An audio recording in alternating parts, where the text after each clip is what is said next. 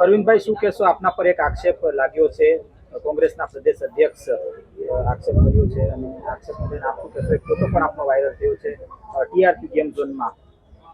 ખાસ કરીને વાત કરું તો રાજકોટની અંદર જે ગેમ ઝોનની અંદર ઘટના બની છે એ ખૂબ જ નિંદનીય અને દુઃખ વ્યક્ત કરવાવાળી ઘટના છે.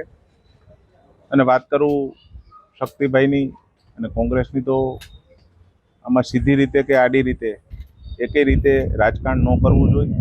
આ ઘટના એ ટાઈપની છે કે દુઃખ વ્યક્ત કરવાવાળી ઘટના છે. રાજકારણ કરવા માટેની ઘણી બધી જગ્યાઓ છે, અહીંયા રાજકારણ કરવું જોઈએ. આ ગેમ ઝોનની અંદર હું ક્યારેય ગયો જ નથી.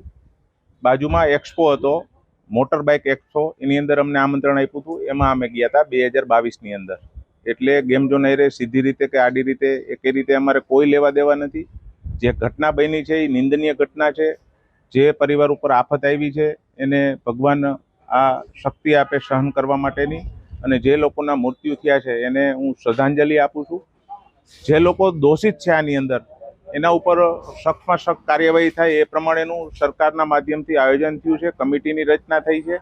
અને ફરીથી આવું ક્યાંય ન બને એટલા માટે જે કોઈ લોકો આની અંદર સંડવાયેલા છે, સીધી રીતે કે આડી રીતે એને છોડવામાં ન આવે એના માટે થઈને સરકારમાં અમે પણ રજૂઆત કરી છે. અને અમે પ્રજાની સાથે છીએ, કારણ કે કાલ સવારે અમારો દીકરો કે દીકરી કોઈ પણ આવા ઝોન હોય એની અંદર જાય ને આવી ઘટના બને તો દુઃખ બધા માટે સરખું જ હોય છે.